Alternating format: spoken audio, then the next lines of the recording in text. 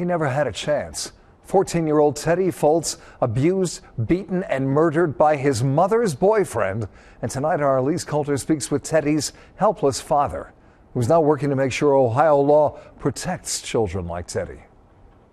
Always had a smile on his face. Fun-loving, nice, would do anything for anybody, and he was a jokester like me. This is 14-year-old Teddy Foltz. He just had a good heart. He was beaten by his mother's boyfriend, Zaryl Bush, for 4 years. They belittled him, they put him down daily, subject him to walking on hot coals. But on January 21st, 2013, Bush took the abuse one step further. She said he's on life support, and we'll be taking him off life support in the next couple of days. Teddy passed 5 days later, and his father, Shawn, never had the chance to say goodbye. It was heartbreaking, and I cried for days about it. The most heartbreaking reality for Shawn is he never knew the abuse was going on.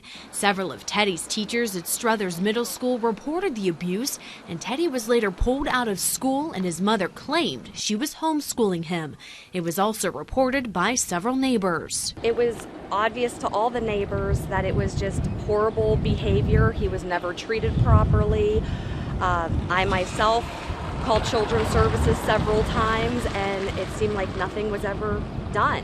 When Children's Services would come to check on Teddy and his two brothers, his abusers would leave a note on the door like this saying, "No one's home," and to come back later. And that was all it took to keep Children's Services away. They never took action. They never came in to see what was happening to Teddy, never interviewed Teddy, never talked to his brothers.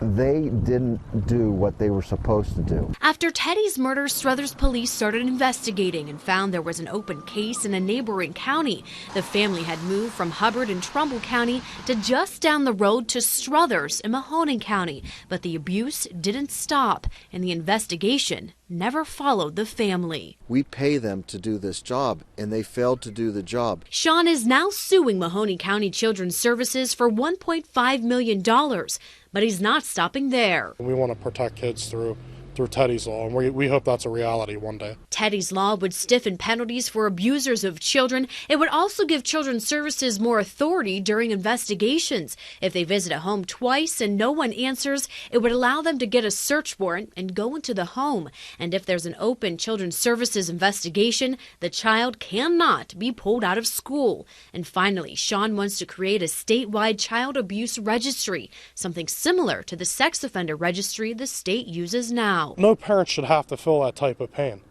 not when it could be prevented. Ohio legislators have been talking about Teddy's law for several months. At this time, it's in committee hearings. But in the meantime, it's Teddy and his father who now have to bear the burden of an abuser. Any parent would trade their life with one of their kids.